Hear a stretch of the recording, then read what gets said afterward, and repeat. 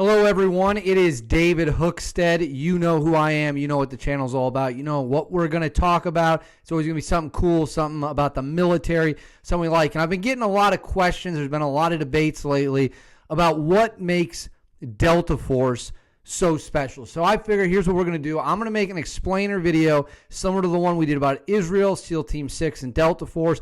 And in this video, we're just kind of going to go over everything there is to know about the unit, CAG, ACE, Delta Force, whatever you want to call it.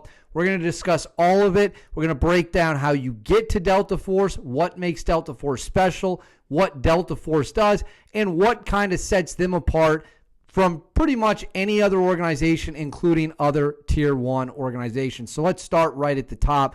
What is Delta Force? Delta Force is the United States Army's Tier 1 Special Mission Unit. It is a direct action unit. Now, what does direct action mean? Direct action means that the unit, by design, is designed for combat. It is designed to do direct hits, direct hit raids, direct combat operations at the highest level. This could include taking out a bad guy. This could include a kill capture mission. The real bread and butter of what Delta Force does, though, of course, is hostage rescue. Nobody in the world does hostage rescue like Delta Force does. Now, I know many people watching this are going to say, well, what about the Brits? They got the SAS. What about the Israelis? They have a Tier 1 unit. What about SEAL Team 6? I love my people in SEAL Team 6. I have nothing but great respect for everyone in DevGru. In my personal opinion, based off the information I know, and we are going to have a very cool interview coming up here that I hope you all watch with a SEAL Team 6 former member. I don't want to ruin the surprise. He's going to talk a little bit about hostage rescue as well. I believe, based off the information that we have done in these interviews, and that is open source, the two best hostage rescue teams in the world are Delta Force and SEAL Team 6. My opinion, in that order. So that is what Delta Force is. They're a Black Ops Tier 1 unit designed for virtually just high-value targets. They're going to go after the heads of ISIS. They're going to go after the heads of Al-Qaeda. Obviously, SEAL Team 6 got Bin Laden. Delta took out other guys. They're going to go after virtually any terrorist organization. They're going to go for the head of the snake. If there's a hostage rescue mission that must be conducted, Delta Force will be sent to do that as well.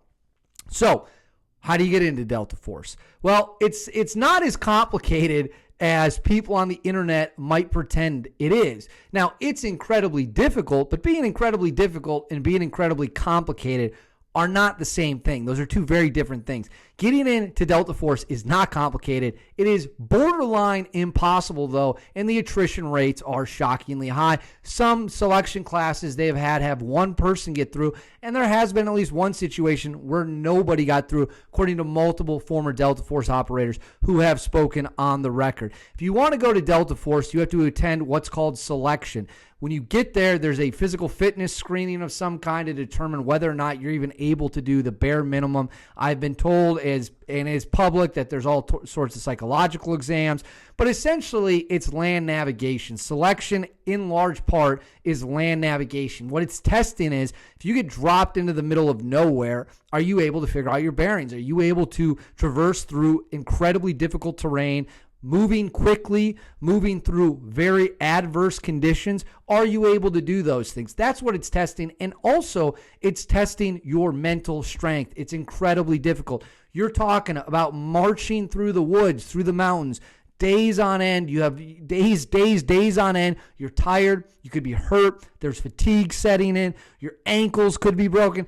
Are you going to push through? And the big thing that has always stuck out to me about Delta Force selection, the selection phase of it, not OTC, which we'll get into here in a second, but the selection phase is, if you talk to any former operators, you watch any of the interviews former operators have done, they're not screaming at these guys. They're not yelling at them during selection. They're not, it's not the Army Rangers. It's not buds. It's very professional. No one's telling you you're doing a good or a bad job. At the end of the day, they either tell you move on or you're gone. This is according to multiple on-the-record statements from people who've gone through it. This is not me sharing anything that's classified or anything like that, not even a little bit. This is all public information. For example, if you're in rip, raps, depending on what era you went through, or you're in buds, people are going to be in your face screaming. That does not happen at selection. Not at all, not even a little bit. It is run in an entire, you are by yourself. There's a saying former Delta Force operators always like to say. It is called selection is an individual event and selection is ongoing. What does that mean? It means even when you get to Delta Force, after you pass selection, you pass OTC, you can be fired at the drop of a hat. It happens to people all the time. We've spoken to people that it's happened to, and we've spoken to people who know people it happened to. Being in Delta does not mean you're there forever. So how does it end? It ends in a massive, long road march. You never know the time limits. You never know the time standards. And then one day, it's just over. You got through it or you didn't, and they bring you on. Now, if you got through it, you move on to what's called OTC. That's Operators Training Course. I believe the people that have spoken publicly about it say it's about 6 months long. What is OTC? OTC is going to train operators in Delta Force to essentially be the biggest badasses on the planet. They're going to learn close quarter battle, CQB. They're going to learn how to pick locks. They're going to learn explosives. They're going to learn evasive driving. They're going to learn tradecraft of spying and all that cool stuff. They're going to become the most lethal people on the planet. That is what they do in OTC. So let's say you made it through selection, you made it through OTC. Now what happens next? You get assigned to a squadron. There are 4 direct action, essentially, assault squadrons. You have A, B, C, and D, each with its own unique personality, unique culture, unique traits, and unique history. The most famous squadron that the average military enthusiast might know about would be C Squadron. Why is C Squadron the most famous of all the Delta Force squadrons? It's not because they're any better or any worse than any other squadron. Anyone in any Delta Force squadron is a hard hitter. It's a pipe hitter. It's a dude that is going to absolutely destroy bad guys. The reason C Squadron is the most famous is twofold. Number one, C Squadron was in Somalia when Black Hawk Down happened. That's one of the main reasons. And C Squadron conducted what is known as Operation Red Dawn. I obviously have a Red Dawn DVD right over my shoulder, which was the mission to capture Saddam Hussein. That is the only reason C Squad is viewed as the most front-facing, if you will. Doesn't mean that they're any better than A. Doesn't mean they're any better than B. Doesn't mean they're any better than D. It's just history. They were in the right places at the right time. I believe A Squadron got got Baghdadi in Syria. I believe B Squadron got Zarqawi in Iraq. So they've all done really, really cool things. Not saying anything is one better, worse, anything like that. Not even a little bit. Well, where does that leave you? So now you're a full-fledged operator in Delta Force. What comes next? The answer to that's where things get complicated, because Delta Force acts as an extension of the office of the presidency, okay? Many people have talked about this on the record. Again, I'm not sharing anything that is classified or anything of that nature. This is all open source. People have talked about it. Delta Force exists to do things that any other unit other than SEAL Team 6 cannot do in terms of direct action. They will go deep behind enemy lines. They will operate essentially in small man teams, as little as just one individual, 1, 2, or 3 man teams, and they will penetrate enemy lines. They will penetrate enemy territory and do whatever that mission is. One famous example was the hunt for Zarqawi in Iraq. Zarqawi was the head of AQI, Al-Qaeda in Iraq. And Delta Force was tasked by President Bush and the Secretary of Defense, Donald Rumsfeld, with taking him off the battlefield. They ended up dropping two 500-pound bombs on him after Delta Force tracked him down, and then Delta Force found him. He was actually alive, and then shortly afterwards expired from his injuries. Plenty of other missions to pick from. Baghdadi, they go into Syria, deep into ISIS-held territory. They kill Baghdadi. Next leader of ISIS steps up. What do? They surround his compound, do the exact same thing, and take him out. One of the things Delta Force does that no one really talks about, but we can talk about it here, is what they did in the 90s during the, what would you call it? It'd be essentially the Serbs, the Croats, all that crazy stuff that was happening. Who led the hunt for Serbian war criminals? It was Delta Force. So here we have a unit that can go in, kick a terrorist in the face, go deep into enemy territory, shellac the baddest guys on the planet, the most evil guys on the planet, and at the same time, they can go deep undercover in a country like Serbia or a country in Eastern Europe and hunt down war criminals. And This was actually covered in a documentary. You can watch it. I believe it's called Unclassified. It was a CNN documentary. I believe you can watch it on HBO, where they had Delta operators deep undercover in the hunt for Serbian war criminals, and they actually alerted the High Alert Squadron back at Fort Bragg, and they were flown out to conduct the capture because they didn't want to blow the cover of the guys who were there. That's pretty crazy if you ask me. That's about as badass as it gets. I mean, there's no other words for it. I'm nerding out right now, and I know everyone watching this is nerding out as well.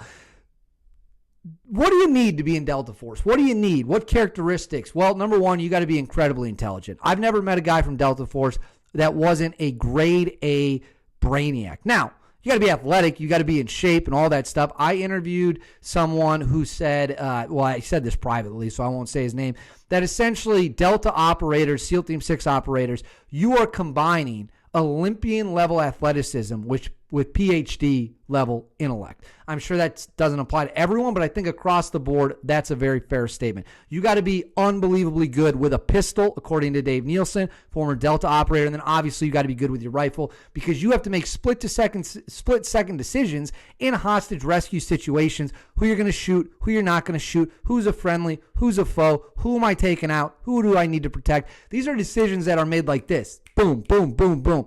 You're going to flood the building. You're going to do CQB faster than anyone you've ever seen in your life. I interviewed a former Delta Force officer who said that it is like watching robots, machines in action. Masters of the basics. Masters of the basics. I'm a firm believer in acquiring fundamental and basic skills. You know, from the time as a kid, communicating, getting along with people, being basic, fundamental, and skills. And the unit members, I've never seen such exactness in the application of basic skills in my life. I've never seen such exactness. It was clockwork. Machines in action, getting the job done on the combat field, off the in every aspect. It was amazing to me. It was amazing. When it comes to watching Delta Force fight the enemy, they flood into a building. They do exactly what they need to do. They have the best tactics in the world. They have the best shooters in the world, and all that stuff. Now, I was never in Delta Force. I was never in the military. That's why I think this channel is interesting, because I attack things from a civilian point of view. I don't attack things from, I'm a veteran, here's what I think about the veteran community. I attack this from, I'm an average dude, here's I'm fascinated by Delta Force and whatever it might be. I would tell you this. If you're interested in Delta Force, learning more, I have a bunch of interviews you can watch. Some will be linked right here if you want to check them out. If you want to try it for Delta Force, watch interviews with guys like Brad Thomas, Chris Van Zandt. They've talked about how incredibly difficult that journey is going to be for you. But if you get there, if you push through, you will be part of the world's, without question, in my opinion, the world's tip of the spear military unit. Delta Force is unstoppable in combat. There is not an enemy they cannot reach. There is nowhere you can hide from. You cannot hide from them if they are on the hunt for you. And as an American, I am incredibly proud and unbelievably happy guys like that exist. If you like this video, make sure to like and subscribe. We are going to do more of these. We're going to do one on the 24th STS. We're going to do one on SEAL Team 6 / DevGru. We're going to do a bunch of them. I wanted to start with the Delta Force one because I know that's really what gets the people going. And Delta Force, there's a reason they're the world's most feared military unit. I just explained it to you. These dudes don't play games. They smoke bad guys, and that's what it's all about. I'm David Hookstead. Like and subscribe, and I'll catch you next time.